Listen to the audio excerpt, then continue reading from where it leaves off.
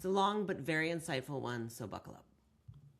Yeah, we're going to talk about all things Salone or Fuori Salone outside of Salone. Or Design Week. Milan Design Week. We talk about brands from like across every category basically that are showing up and why we think this is kind of becoming truly like a must-do experience from a brand perspective, but also attend. We talk through what people are doing well, a few brands that didn't do like our favorite things, but like, you know, still all incredibly high level. It's a fun one. It's a long one, but you're going to learn a lot. And especially if you work in brand and brand experience, and everybody works in brand experience if they work in brand now, then you're going to learn a lot, and it's going to get pretty nitty gritty and then also high level, and we're going to gush and we're going to have a great time. So yeah, I think there's some great takeaways from an experience level because we go really, really deep because there were so many different experiences. It's a fun one.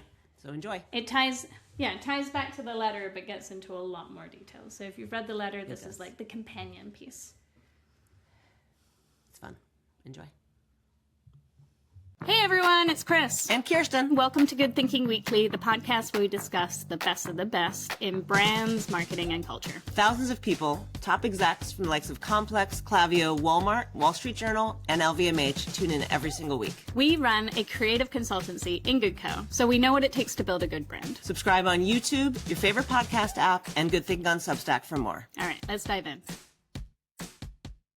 Welcome to a very special Good Thinking Salone, brought to you by... It should be Campari, honestly. It should. Well, I mean, Campari being the parent company of Orso Aperol, because we learned that you can't drink Campari. But I mean, can't is a strong word. Prefer.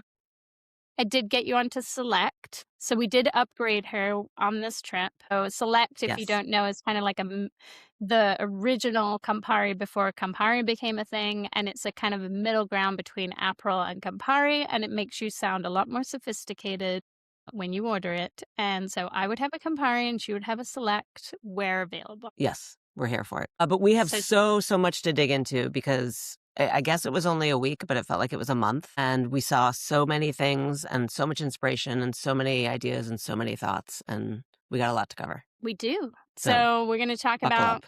I mean, seriously, buckle up. It's going to be really intense. But I'm going to pull up the letter because I can't like remember. Literally, as I was writing it, I was like, we miss, like in our outline, which we were very diligent about writing while we were going through this experience. We missed things, like we hadn't put Dior on there, and Dior had to be discussed. And so I literally went through our photos and was like, and this happened, and that happened. And it was like having amnesia of like the entire 4 days because it was so intense and so overwhelming. Right. Somebody actually asked me, which I think we should share here as far as like how we do this, because it was a lot of information and it was a lot kind of quickly. And so I think like sharing, you know, we have this Google Doc that we basically voice to text when we're in a car, when we're done with something, and we try our best to like really keep on that system, whether we're having a Campari or maybe a Select. We kind of download that information. Yeah.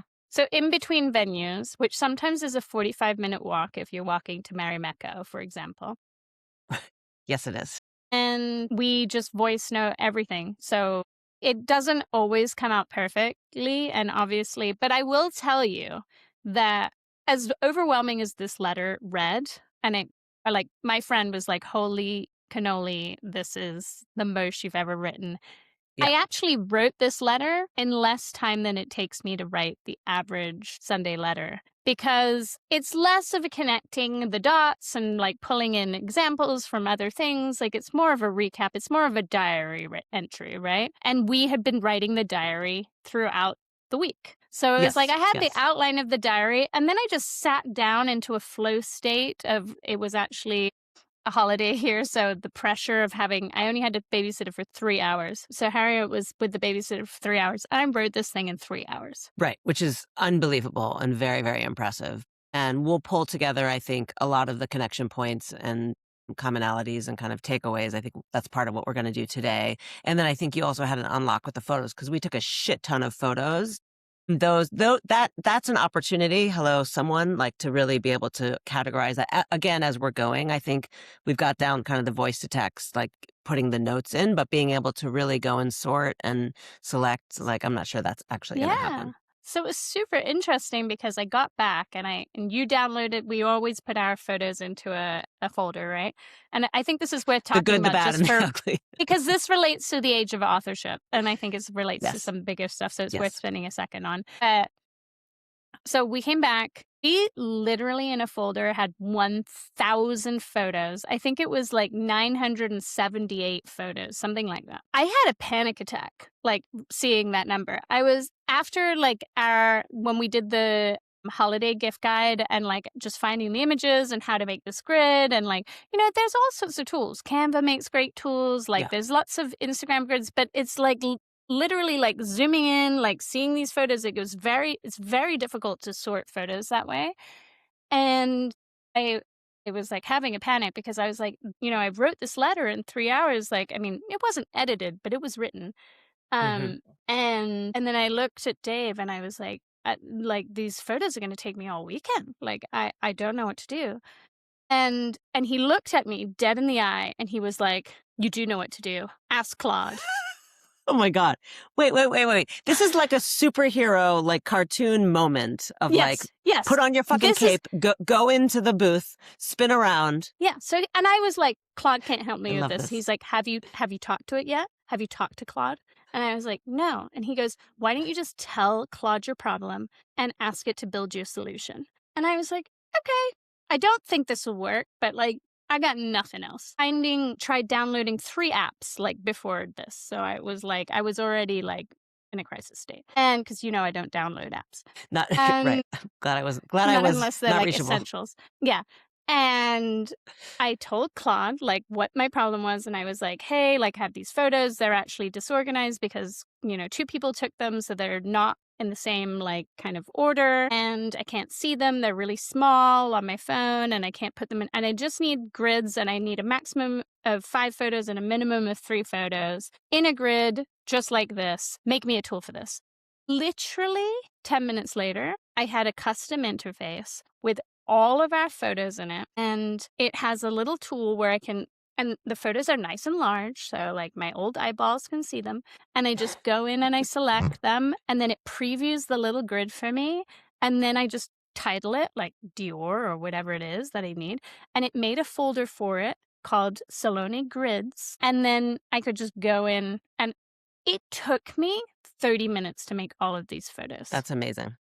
I mean, that's a huge unlock. It was like a revelation.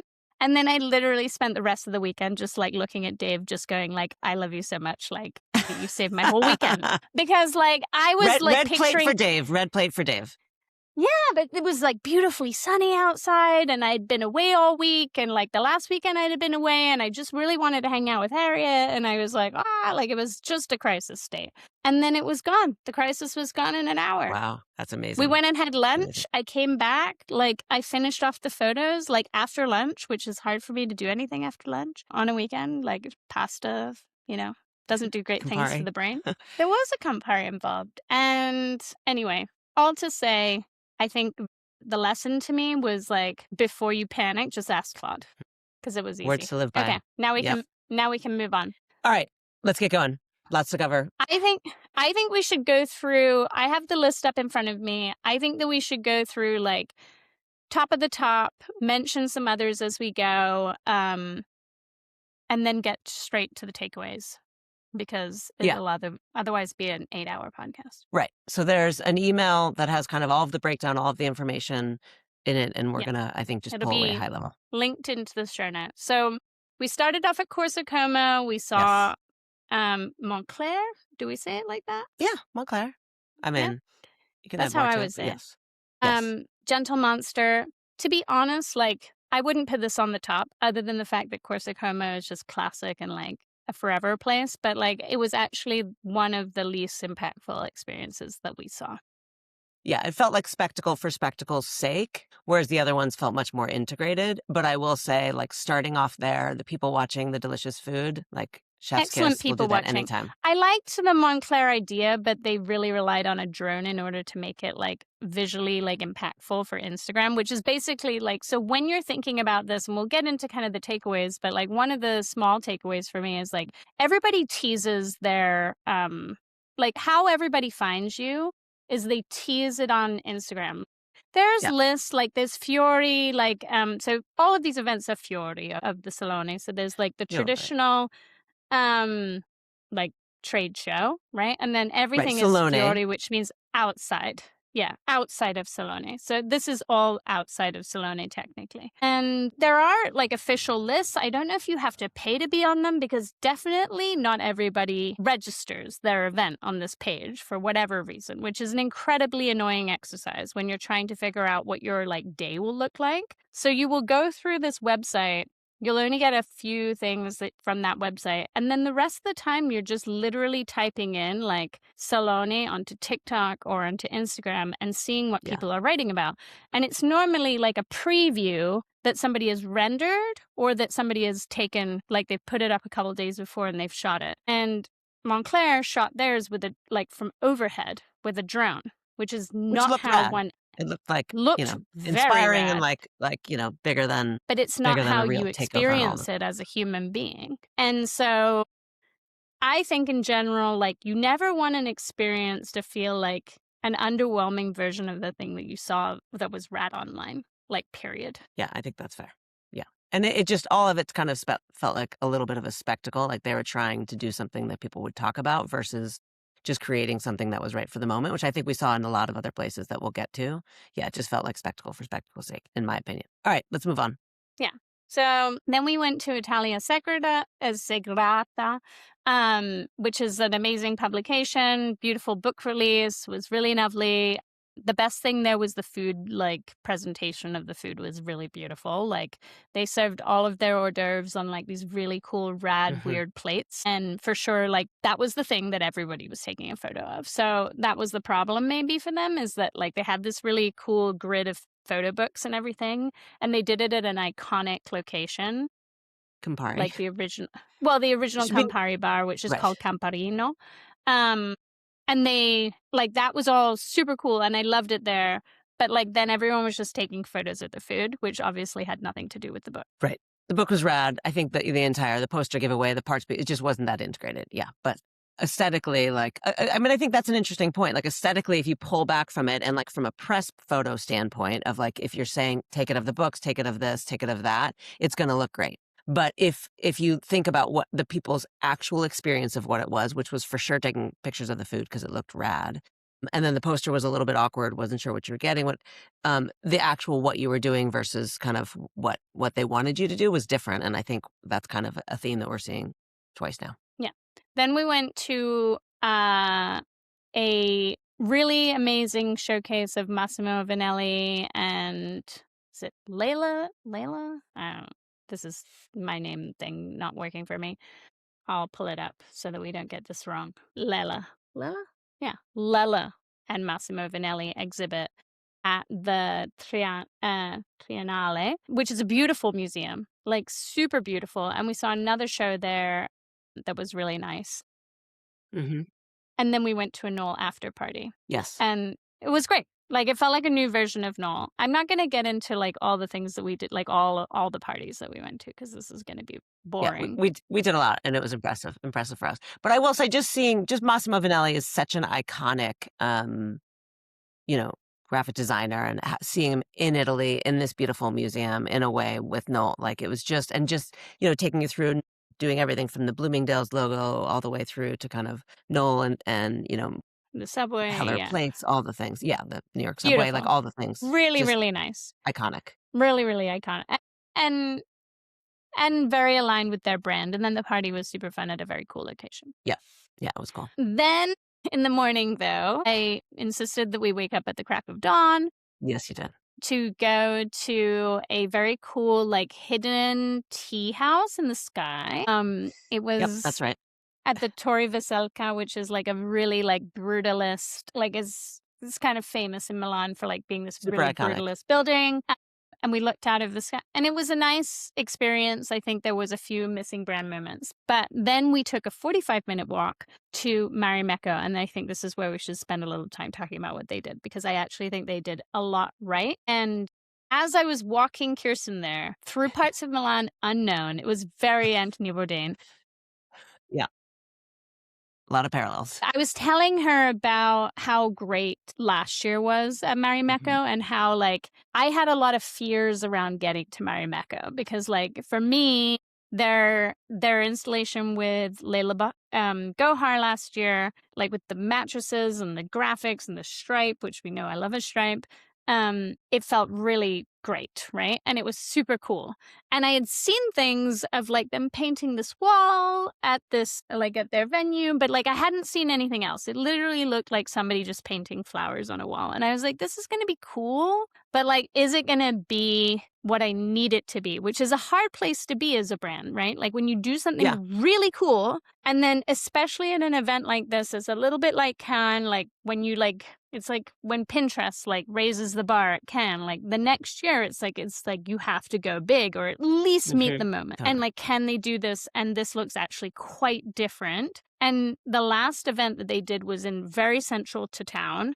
And I think talking about Salone more broadly is like location is really a thing. Like the event is quite far. It was quite far out. Granted, we decided that we would walk, but also there were really no Ubers or like coming by a taxi or an Uber over the weekend or on Monday was pretty terrible. So you weren't kind of left with a ton of options. Yeah, there is for sure a transportation opportunity across the board that we talked about that like someone should unlock, a couple bigger opportunities as far as one, organizing kind of the list of all of this that you talked about earlier, and then really the transportation. Talked about the idea, which I absolutely love, of kind of pedicabs, which again, like we're in New York, we're in Austin, like they're in places in Europe, like there's got to be some unlock somewhere around some type of transportation because getting a taxi or getting an Uber was quite challenging and frustrating. And I think this is great context, building up, sharing what our experience was, and then you get to this place and it's like, and literally we were I just want to explain, like pulling up, it was so remote that I was like, oh my God, I put the address in wrong. Like I had anxiety, like the last 5 blocks of walking there, I was like, oh my God, I must have messed up. How did I mess this up? I'm pretty well organized. Like, I mean, as you can tell from this list of things that we did, like this was a very orchestrated schedule. yes, it was. And then I suddenly see a little tiny sign and I was like, okay, we're here. You turn down this alley. It's pretty unmarked. You go up and then it's like walking into like a serenity garden. Yes. And you could see there were a few cool people with kind of these, head to toe Marimekko that you could kind of see from afar. So that was pulling you through and then walking over and kind of checking in. And it was this like breath of fresh air, I think, from a visual standpoint, from seeing the location, from kind of the iconic people that we could see, identifying it, and then really from the welcoming attitude of the person checking us in. And from literally every person you met post that person, right? So he came, like this person comes up and they're like telling us like everything about this place and they're giving this beautiful introduction, and honestly it was like meeting a fairy. Like it was just like you were like, where am I? Like it was beautiful. And then they were like, and then anybody that you want to talk to, they'll be in some kind of Marimekko uniform and they'll know everything that you need to. Like, it was just like, and now you go forth. Like, it wasn't a super guided experience, like, and that felt like really clear of how to engage. Like, it was like anybody wearing this, because they were all kind of wearing different uniforms, like, will know what to do. And what they had done is taken over an osteria, and then they had flown in a whole restaurant group, like waiters, cook, the whole 9 yards, from Helsinki. And it's called Maku. Maku? Yeah. But I think what's interesting about that is, going back to the uniforms, there was a level of detail to it. It wasn't just Marimekko's, you'll recognize people, which obviously you did, but it was also that they differentiated the restaurant to the brand. So you could understand if you want to order something, they're in this particular pattern, and it was very clear and had more white space, whatever. It was a little bit different of a graphic that you could quickly identify. And there were different variations of it, which were rad. And then the brand was a little bit different. And I think, again, that level of detail, not just, okay, well, let's make sure we put them in uniforms. They weren't checking the boxes at any point across the experience. They had really designed this to be an experience from the start versus I think what a lot of people or a lot of brands do is like adding a full on to the restaurant. experience. It's like they invented a restaurant and then they invented every single thing that went along with it. From the menu, like which had like multiple cards, then they had every detail, but then they also had these bocce ball courts in the middle, and the bocce balls are painted. Great They had fun. these adorable little children's tables that were there. And then the food was like truly like some of the best food that I've had 2026. Like Kirsten wasn't eating because it was too early, but like I was like, here we are. But it was a really nice mix of like, so one thing that I had was like an arancini ball with horseradish sauce underneath. Like it was a nice combination of like an ode to where we were, obviously, Italy. Yeah. And then bringing in like a fusion without being fusion, right? It was a very cool experience. They gave us some like an espresso cup and a They had tray, an adorable flower. tote bag with like, a couple of things in it. Like and it was just all really easy. Like it was really thoughtful. The person that we talked to had the full breakdown, like wasn't like, they were really representing the brand. And I think the thing that we really want to emphasize here is these weren't brand ambassadors that were just flown in or that were just hired, as many others did.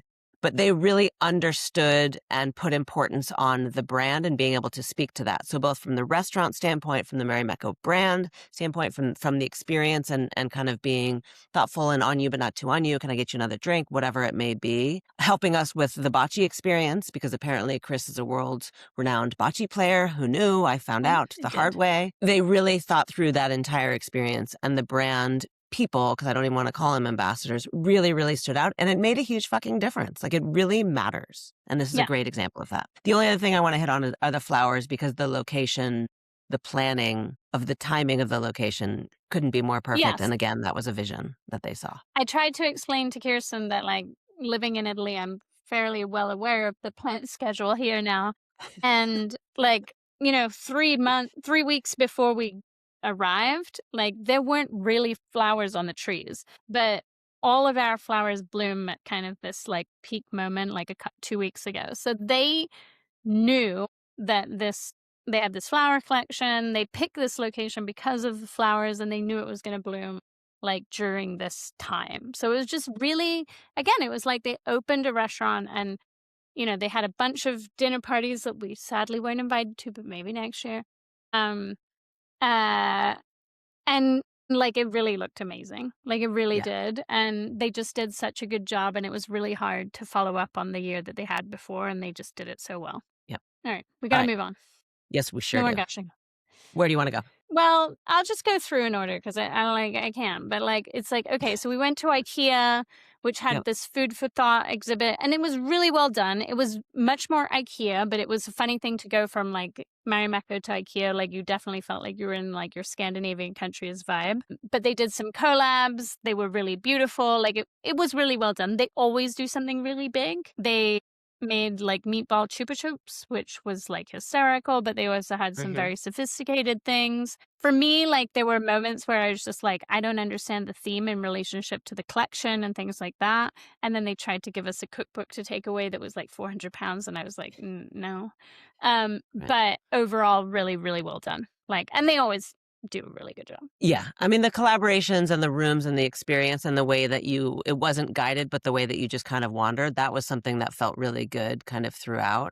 And your photographs look great afterwards. Like, honestly, like, it's like, and this is something that I think they have probably done this so many times that they know this, but like, multiple times I'd mentioned throughout the letter, like, what is it that you want people to walk away with? And the reality is that there's 3 kinds of people. There's a buyer. And the buyer of IKEA is a general consumer who can go see this, right? So they're probably excited to be part of it. And they had a lot of things there, like hot dogs and stuff that were fun. There's the design crowd. And like, there was enough collaborations to like matter. And there was good photo ops. And you look great in every photo. Like, you took tons of photos of me. Everyone was great. And I sure did. which I don't know what to say. And then And then you have like the industry people and like they present in such a big way. And I just always respect that of like IKEA because they've always done such a good job. Yeah. Like IKEA is for the masses, but it always feels like they are leading on a level that is just beyond. And like they do that at this event. But I think that's a really, really important brand aspect that IKEA has. They have a confidence in their positioning.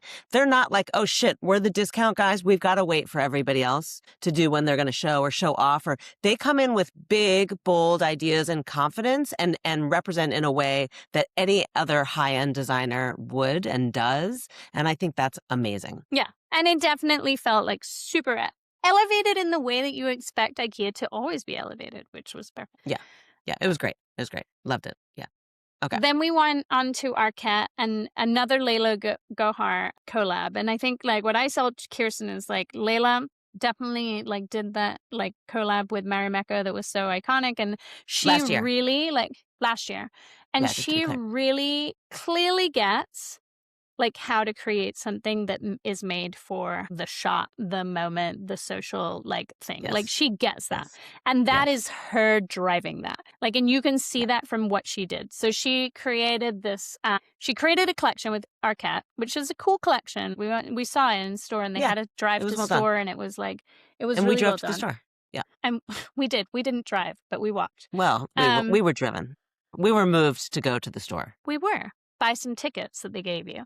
And it was like, you can pick up your free gift if you get it in store. And like, of course, we were walking by and we went inside and got it. But we saw the collection as a consequence. And I tried on several pieces. They didn't fit me, but that's, you know, that's my thing. The carousel, so she created this carousel, and then on the carousel, they'd removed all the things from the carousel, and they had all these vegetables and fruits, and they were like seats. And it was really beautiful, super like idyllic, like it was set in a park. It was very like la. And what was interesting Cue for music. me, what was interesting for me, and I was bringing this up to somebody, Michelle, on like we were literally talking in Substack notes the other day, and she was like, "What is going on with As you like do. McDonald's like having this event at Milan Design Week at Salone? Like, why would McDonald's have an event?" And I tried to explain to her, and this is something that I think brands should take into consideration, and I think Layla got it because she'd been there before, is that in Milan, like historically, like Fuori is for the public. Like, it's not just necessarily for like, yes, it's very cool now, and it definitely feels like this year felt so much bigger than last year, and it feels like so much more like important for brands to show up there next year. Historically, Fuori is for like the Milan design public. Like it's like events like you can attend as a public citizen, you can go. And it's happening during the week.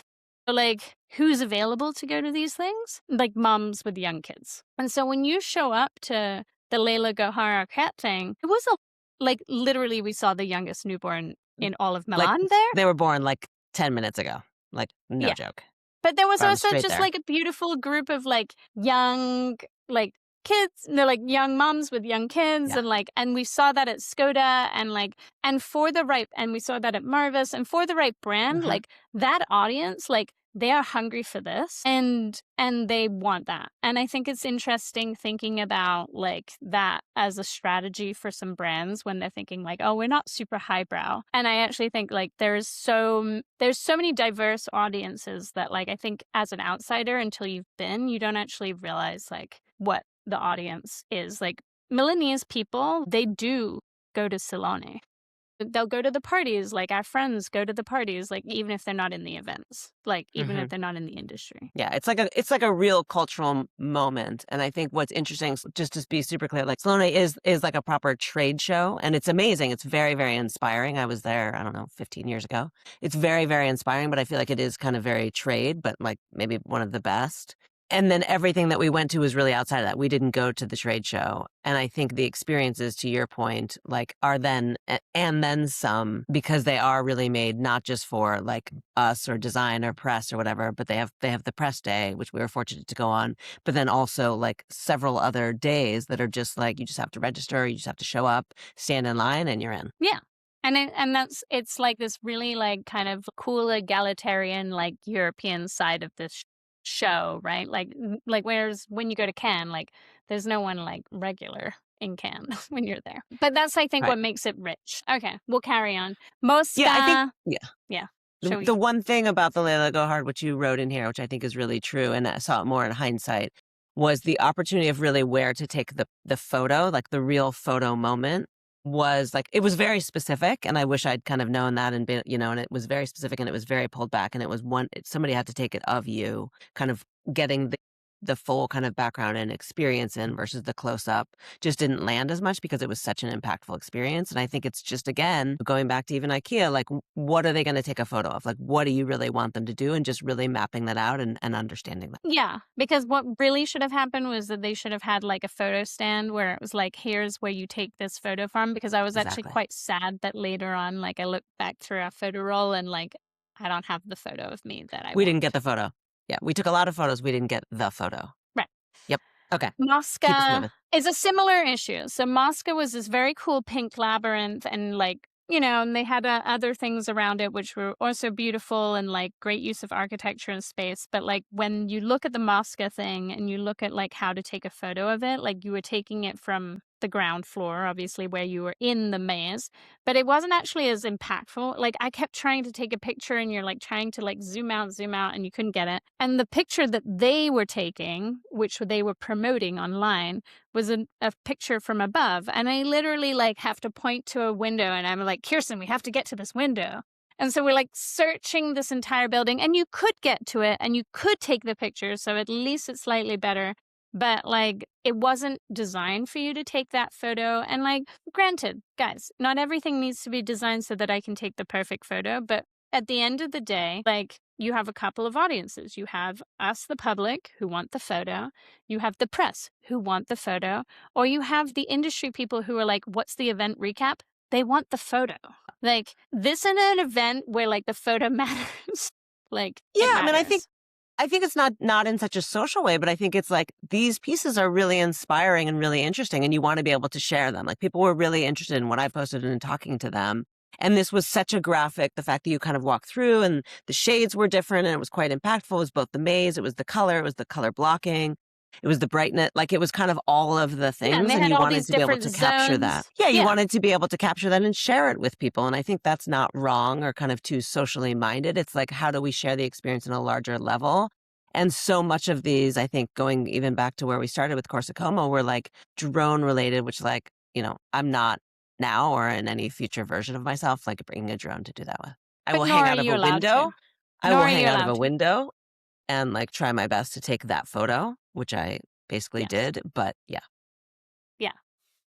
Thank God I did see, I feel like we have gotten rid of the era of the selfie stick. Like I didn't see one selfie stick there, so that was great. Good point. Yep. Yeah, that's a great point.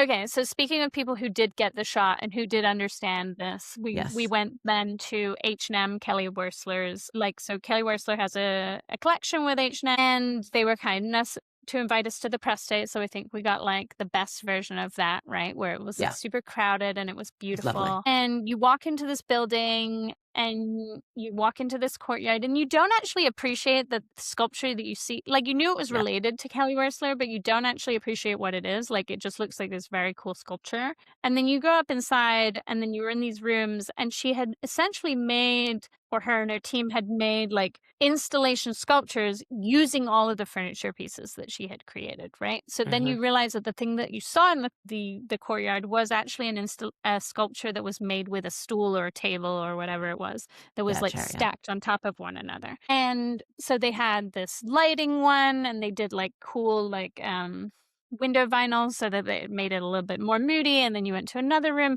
and each room for each piece or set of pieces felt like a different thing, but it also really used the architecture like to make these pieces feel super elevated and really grand. And it took the collections like it went from like being an average collection to just being like, wow, this is quite stunning. Yes. Yeah. I mean, the building and the detail in that, which I agree with you, you really didn't understand the impact until you got out, but maybe that's okay. The level of drama and using lighting and sound was really, really impressive. Really, really impressive. And it definitely made everything, I think, way chicer and much more dramatic and dynamic than it would have been otherwise. Like, I think she, got the brief, wrote the brief, they delivered on the brief. Yeah. And I think the agency that did that was also the agency that did Rhodes Coachella, like balloon thing that you saw. And like, so that agency clearly like knows what they're doing. But the other thing that we appreciated, unsurprisingly, everybody gives you swag. Most people give you a tote. And like Layla Gohar's tote was very graphic, but like the material was just like a regular tote, but like cool colors. This tote felt like a piece. Like it literally felt like something that you had been given, like something that you wanted to keep. Had the logo on the back, I would have made it smaller. I took issue with that. It had to like, be an afterthought. Yeah. It was like they had to put it there in the end. But the front, like multiple people pulled us over on the street asking where we got them. Like It's true. cute, like not like cute, like handles that were not too long. Like it was a really well done piece and super thick canvas. Yes. Obviously, we've got a lot of thoughts on totes, so make a good one. Which I did use it to take my dry cleaning to the dry cleaners today, and I enjoyed carrying it. Okay. I love it. All right, what's next? USM and SNØHETTA. So USM is like, you know, classic, very popular online right now. And what I really liked about this exhibit was that they took the USM structures, and then SNØHETTA is an architecture company, and they worked with an artist. And one thing that I would say is that there were 3 bubbly looking inflated canvas exhibits, and I assumed that they were actually all the same artist, and then later learned that they're all 3 different artists. Which is shocking to me, because even down to the details of like the way that it was hooked, the way like were like literally at least on Amex and this one were the exact same. So that's shocking to me. And that made me feel like it was like, have we been looking a little bit too much on the internet or creating with AI? Because like one of the artists is like very much an AI artist. Like making bubbly forms, and I was like, perhaps these are a little bit too informed, but it was beautiful. And there's like, so great. took the furniture and like wove this beautiful like bubble structure around it. And what I really liked about it was, 1, the brand ambassadors, 2, like they're like really knew how to speak to things, and they were like from the group, and like not just like a boring, like super excited about it and like really excited to share with you and passionate. But then when you went through this kind of bubble structure furniture thing, there were like kind of different zones that you were in, and they were designed for different experiences. And then you went into the final one, and you took off your shoes. It smelled really nice. They had the scent, and you went into this cool experience. And then that was over. But it was like super simple. Like in general, like the idea of it was simple, but it was well executed, and like probably not that simple to create, honestly. Right. Yeah, I think this is a great example of really simple, but I think it was one of the best experiences we had, because they really paid attention to the detail from the brand ambassadors, which I think were of the brand. And then all the way through the experience, I think they were one of the few brands that actually did scent, and then understood, okay, if you're gonna have to take off your shoes, let's give you some clean socks. Like they really thought through the actual experience that people were gonna have. And then when you go in, there was some dramatic photo opportunity. Like it was just really interesting and beautiful. They thought through the cooling fan, all of the things. They could have just said, here's the experience, like come and view it. And they didn't. They took it to that next level and said, let's really walk through the consumer journey and really understand what that's gonna be. And I think that made all the difference. Totally. And one of the few where like the furniture was like truly integrated, which I really appreciated, because at the end of the day, this is a furniture show. So like I thought, just appreciated they managed to do that. Then we go to So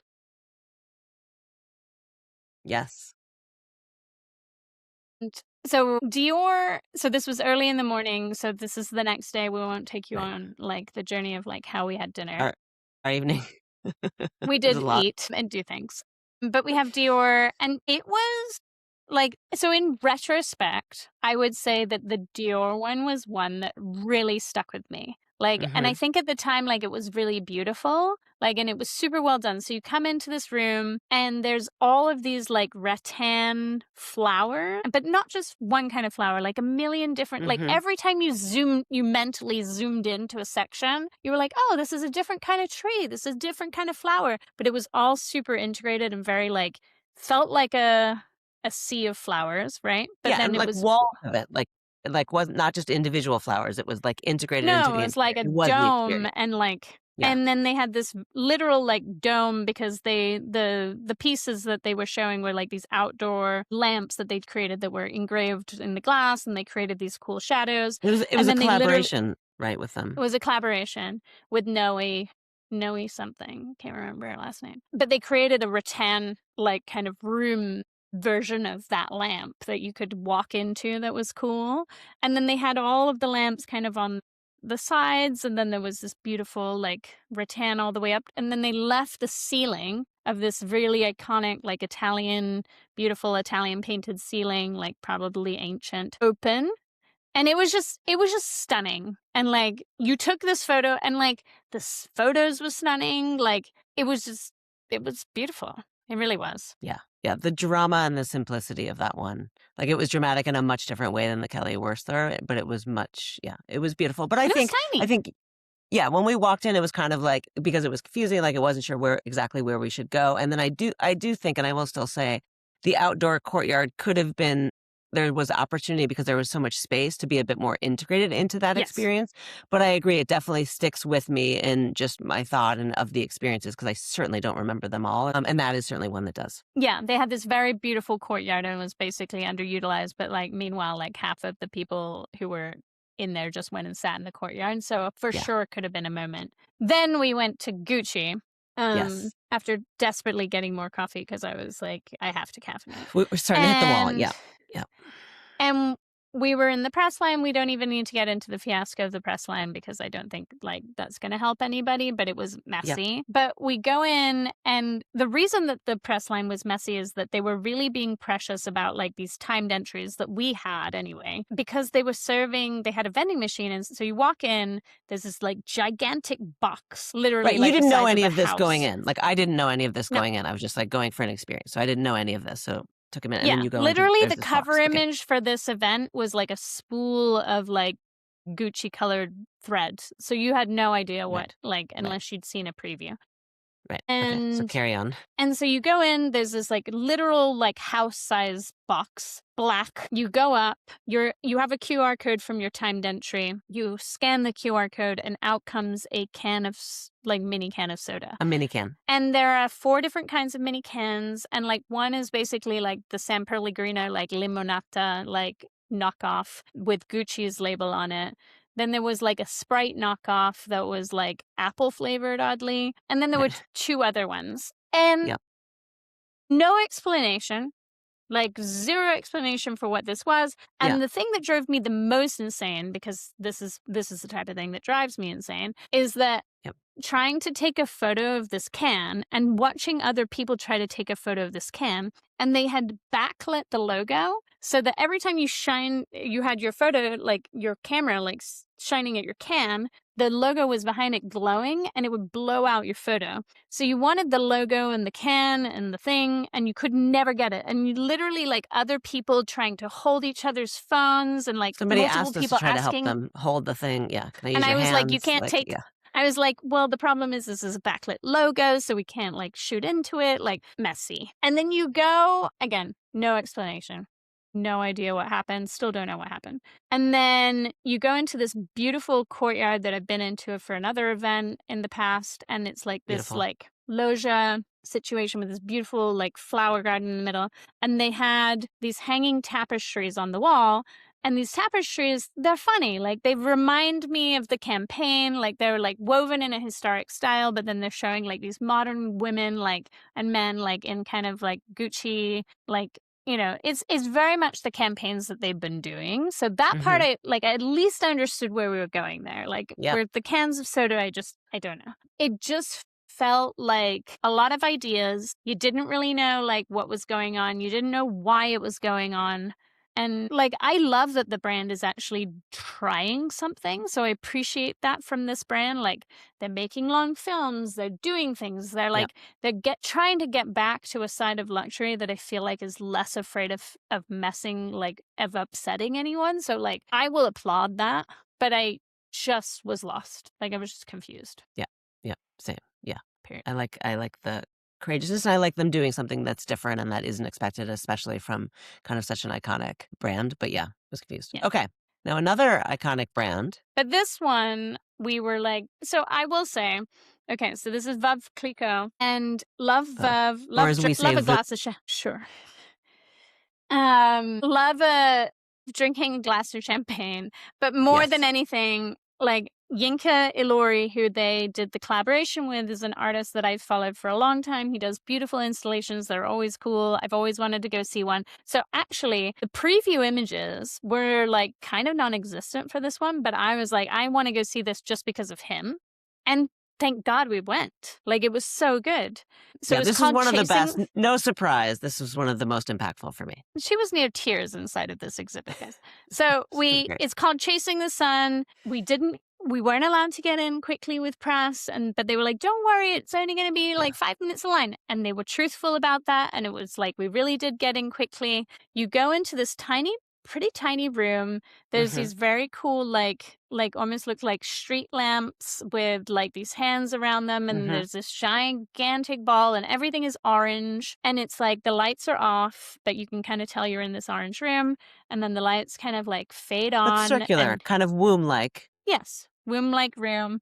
But it wasn't round, the room. Like the thing was, but the room was square, I think. But, and then YINKA's voice like comes on and he talks to you about like being in the moment and being present and being happy, and like it lasts for 5 minutes, and like it's truly like one of the few experiences that I've had where you were kind of in it and you were really excited and you want to take all these photos, and then after a minute you're like, this is really cool. I need to put my phone down for a second. And you were just like in it and listening, and you had time to take your photos.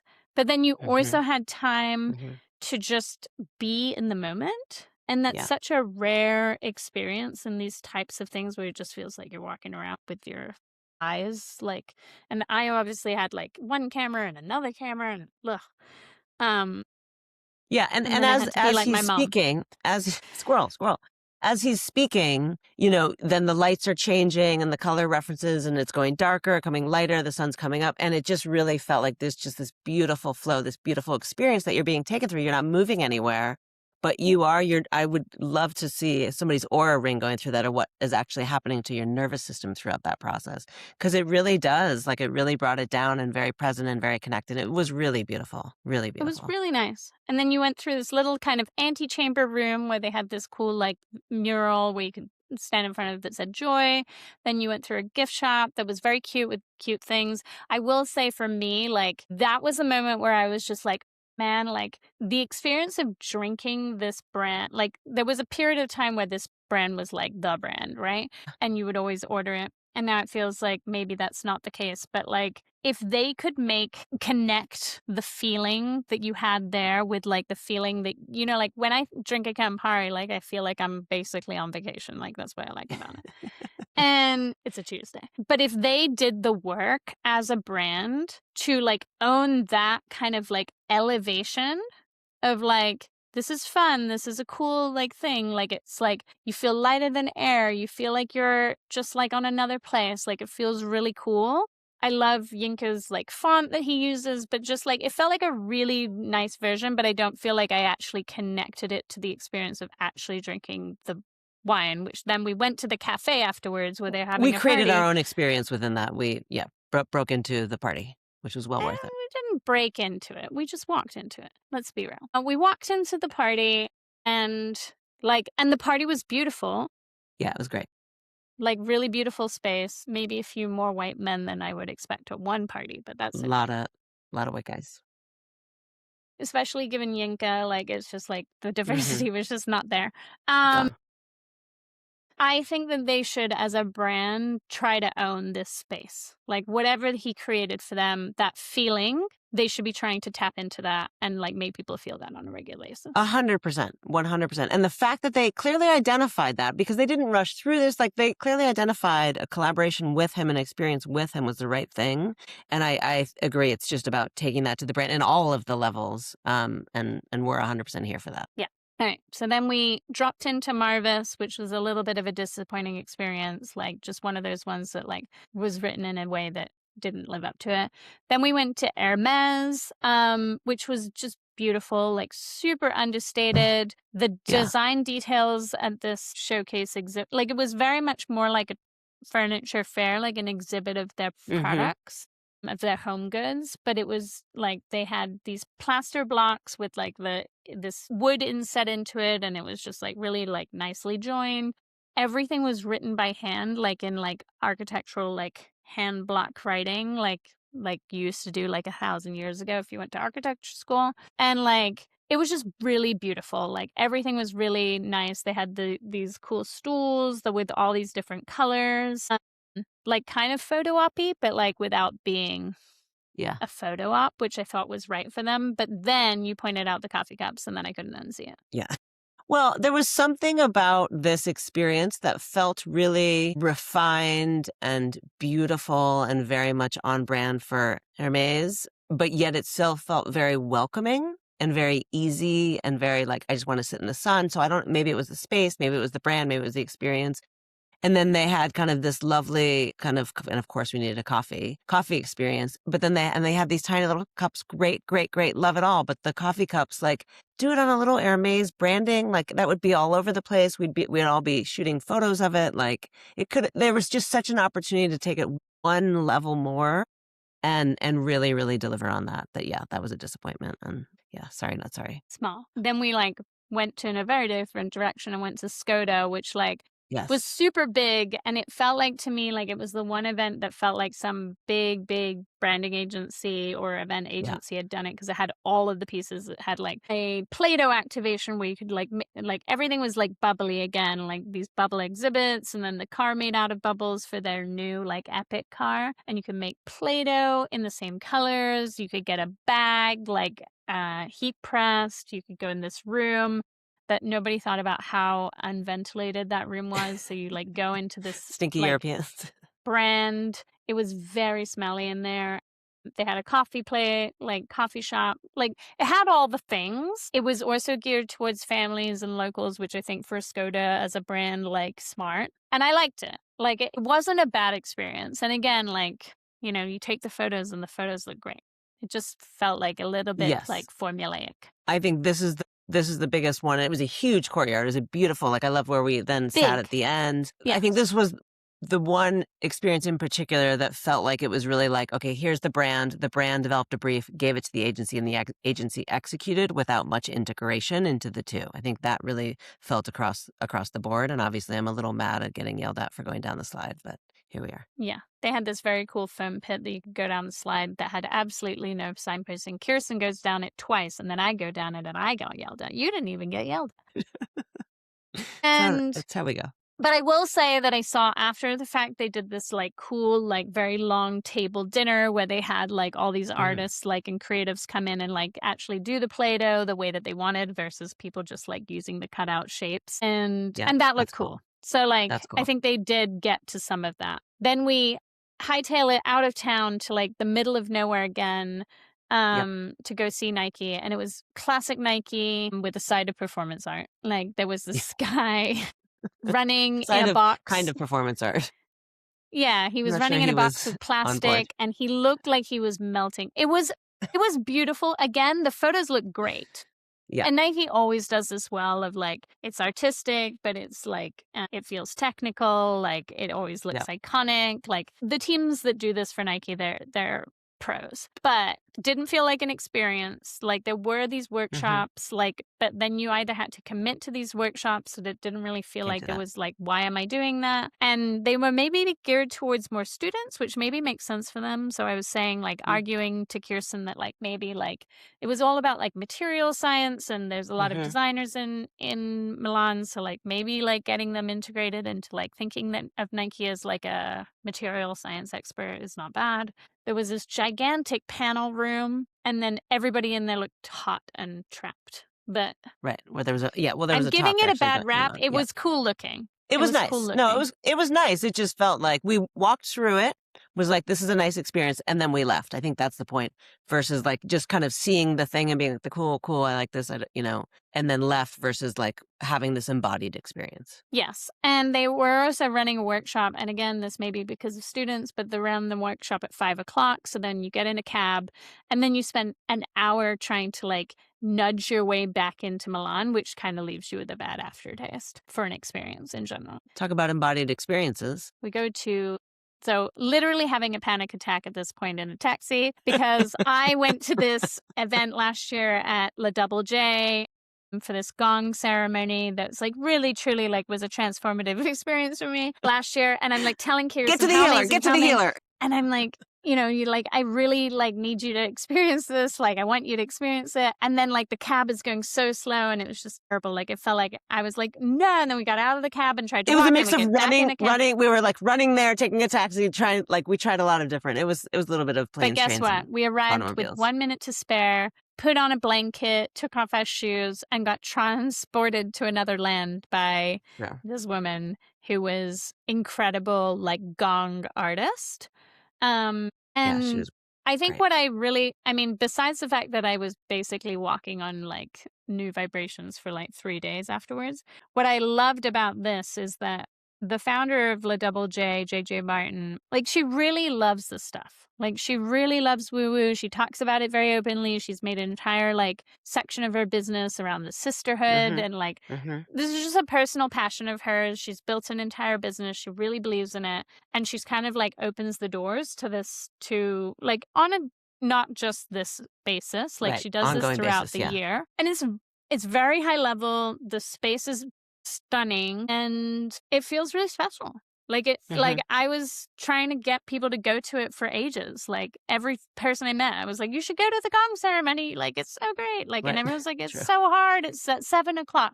So that was the thing that was, I think, last year she had them like kind of more throughout the day. And maybe she figured out that there weren't people showing up for, I don't know why she changed how she did it, but it felt quieter this year there.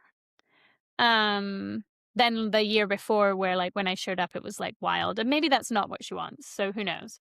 Yeah, and they did some other stuff. Like I saw her, she did some other things that we didn't experience. Yeah, she did so see these maybe cool like sculptures in town, but she had other things there like yoga and like I really just appreciate like what she's doing, but it didn't feel like quite as crowded as last year. Right. Like, Right. Yeah. I just think, you know, if you look at it kind of on this experience continuum, right, of like dialing it in or just kind of briefing the agency to like really starting with the experience, she's really on this end of it of just, I don't think she's like in any way of like, oh, and then the brand integration, and then we're going to do this.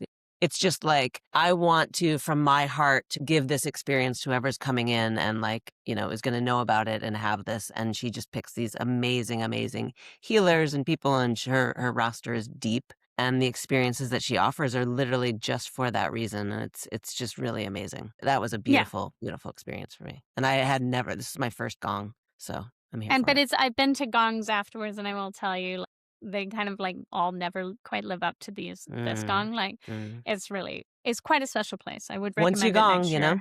Well, I will say it was the first thing that I made us book. I literally like booked almost like everything around. Yeah, it's true. Going to this gong.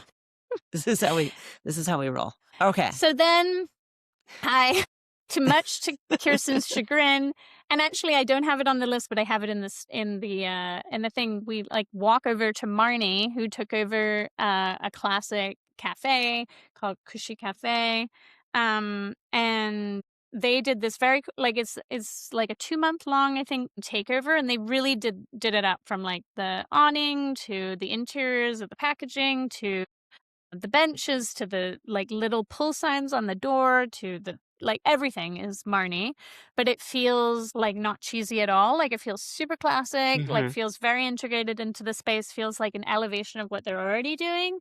It felt really nice. Loads of people in there buying swag, like just buying it because it had MARNI on it. I'm very excited to be part of the brand in that way, and taking it as gifts and showing up and like buying it, and like even Milanese people, not just like design people, showing it up and like wanting to buy it because it was like a cool thing because this cafe is iconic. And then I forced Kirsten to go to dinner and then go straight out to drinks, which Kirsten and not changing is like really not a thing. Yeah, no outfit change for me. Yeah, it was but struggle. This really, really great Japanese restaurant that always does cool collabs during Milan Design Week. This restaurant I just love called Yappa, and they invited us to a party out at Alcova, which is the old military hospital turned into a gallery. It feels like you're a governor's island, basically. It was amazing. And yeah, so it was like Hengate times Volca. And you go up, and Yapa's famous for their very craft cocktails and very, very delicious. And like, how are Which they are going to make this delicious. for 400 people? And somehow they were making it for 400 people, making it look completely effortless. The staff was laughing. Like, we're all They like were lovely. there. The DJ's playing, people are dancing. Yeah. Like, there was cool, like, architectural furniture and bar, and like, it was really like, I recommended to multiple people that I met in the furniture industry afterwards, because I was like, from a cool aspect of showing up to a party. Like, we went to some cool parties, but this was like a really cool venue. This was amazing. This was amazing. This reminds me of something we were talking about. I think we experienced, and maybe this is a Milanese thing. These guys do a really good job of it at their restaurant and at this experience. It's so high level, the food, the quality, it's so bougie, it's really elevated, but then it's so welcoming and fun and easy. Like, it's without all of that, like, you know, fanfare and like the shit that gets in the way, the people welcoming you there. Like, it was all so wonderful and open. And I think the mix that we could see when brands really did that, you know, Hermès is another example of that comes to mind. But these guys really did that. And I think the bartenders having their vibe, but it still felt, it didn't take away or detract in any way from like, oh, it's not as elevated because people are nice or having fun. It was like, oh, yes, I want to stay longer here, which we did. Yes. And I will say that I heard the rumor through a grapevine, and we don't need to call out the brand, but there was a big American brand that showed up and did a big party with a big, like, event opening of the store, and they did it very American style, and it was like tons of press and like lots of celebrities, and it was very like brouhaha, and like the reaction from the Italian, like, Milanese, like, group of people that I follow on the internet, like, it was pretty negative. And I do think that that is something to think about, in that, like, yes, this is becoming sensational. And I will say, like, I told somebody else, like, in the luxury space that I was talking to, I was like, this is becoming a must event. Like, this is like the biggest brand event that you could possibly go to now. It feels bigger than Cannes, because like Cannes is all about your ads and after the fact. This feels like the way to show where your brand is going and like what it's doing and how it's showing up in culture. And it just feels really relevant. But you have to take into account that like you are showing up to an event that has history, legacy, but also like culture in it. And like, you need to work with people who know this culture, because when you show up in a way that feels like you just brought the US culture to this event, it feels all wrong, and people like really feel it. The energy feels like different. It's such a good point. And I think this is a perfect example of culturally relevant doesn't mean historic. It doesn't mean like it's old school. It doesn't mean like it's old world. It's like culturally relevant. Like, this was a super modern, super fun. This is a great, great party. And I think the experiences that we saw did both of those things well. But I will say, like, I think this is one of the top kind of cultural events happening for sure for people to know about. And then the very last thing that we did was we did go home and change. And then, you know, I did pack our bags for us. And you did. Thank you. I am very appreciative.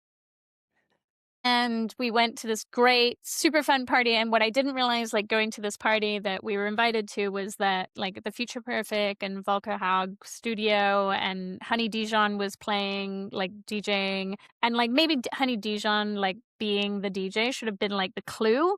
But, like, I didn't really, like, realize that this was the party. Like, it was, like, everybody was there. Like, it was like, oh, okay. Like, we have arrived. So thank you for inviting us to that. It was super fun. But It was a great party. What I want to stress about that party, and again, people were dancing, people were having a good time. Like, everybody says that, like, partying is dead. It is not dead here in Europe. Like, people are having a great time, and, like, remember that when you come here to do this. Partying's not dead. Yeah, that's the lie. Right. But, you know, the internet will make you feel that. And then, so we've talked, I mean, we won't go through our peripheral, you know, there were peripheral opportunities. The big one was transport. Wayfinding was a miss for most people. Line management was often a mess. Yeah. I think those are really important things just to, like, underline. Like, the wayfinding of, like, just put some fucking signage out and, like, put more than you think that you need. And then really realize that like the line management, people just like tell us what's happening. People, you could wait. And I think Veuve is a perfect example of that. We were waiting, but we weren't dissatisfied to wait because they were just keeping us informed. Right. I mean, they could have been slightly less like rude about us not being pressed, but teasing. Right. But here we are. But I think like one of the things that I want to stress about the brand ambassadors and also the line management is that like this is the first experience that people are having of your brand, right? Like this is the first moment. And actually many people drop out of these experiences because the lines can get really, really long. Like we were very fortunate that like we did all the timed entries that we were supposed to. We had our press pass, like we had all these things, right?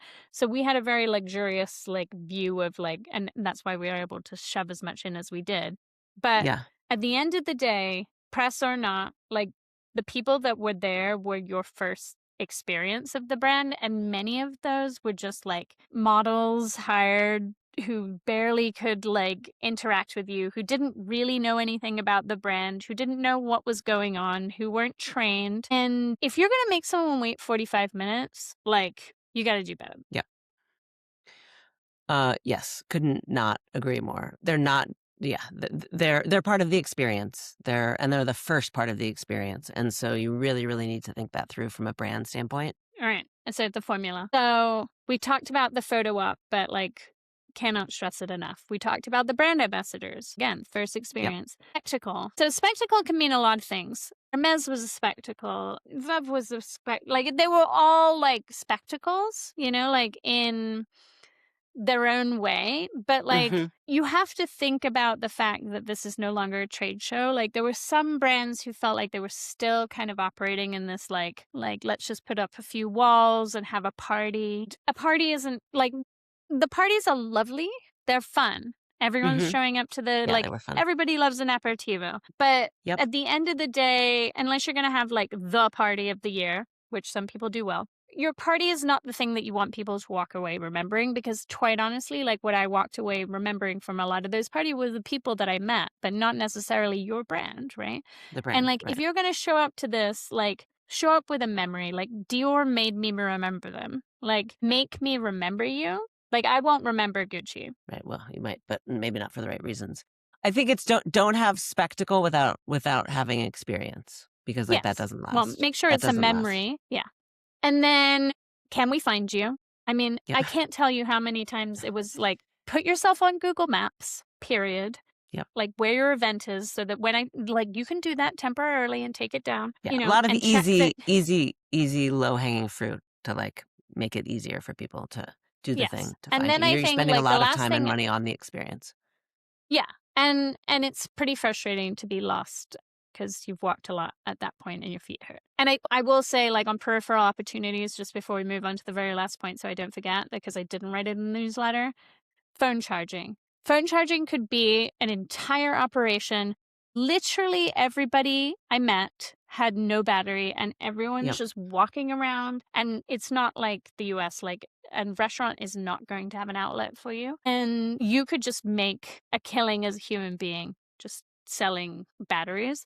But like, integrate that somehow. Like, people are waiting in line, bring them battery packs, like have a battery charging station. Like, these are not silly peripheral things. These are things that people appreciate.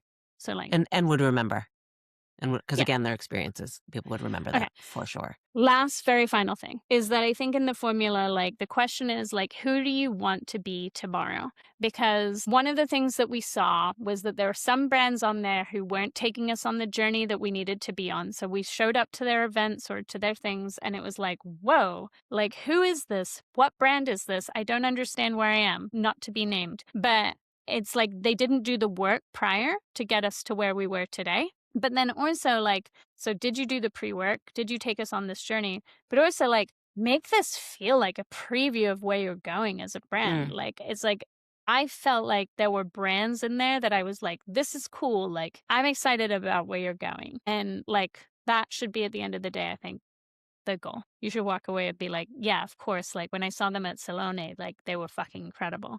And then 6 months later, a year later, when the public knows, it's like, duh.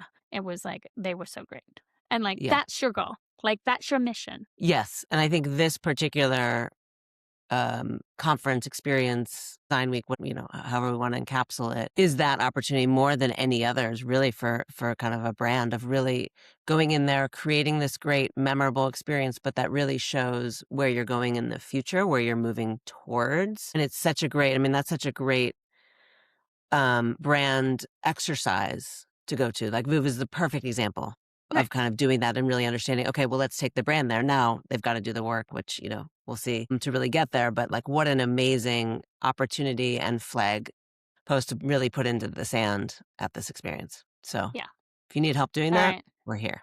Yes. And if you think we should be the place that maps this entire operation out ahead of time next year, tell us, because somebody needs to. But go next year, have fun. It was incredible. Dave said, like, telling somebody who we're friends with, like, he was like, yeah, like, I told him you were away. I told him you were away in your element. And I was like, I was. And Very it's true. like, Yeah, but it really like is a very cool experience. And if you are part of brand, you should be considering showing up there. And if you're part of brand, you should be considering going, because I do think you're going to see a lot there that would be really inspiring. And yeah, not everything is 100%, but even the things that aren't 100% were really cool and fun to see. Yes, spectacularly, and like it is a thing, and people are talking about doing a Milan Design Week spinoff, and like I'm sure that will happen, and it always happens. But it's worth going. It was really inspiring across the levels, morning to night. If you're still watching, thank you for the long one. Or listening. If you like listening, well, we do both. Share it with somebody. Give the algorithm some love, and would love to know what you thought. So let us know in your comments. Ciao, ciao. Until next time, stay curious. That was it for this episode of Good Thinking. Don't forget to tune in next week. If you found this valuable, subscribe on YouTube and your favorite podcast app. And don't forget to read on Substack for even more insights. And if you really liked it, drop us a heart. We'd love to hear from you. Ciao. Until next time.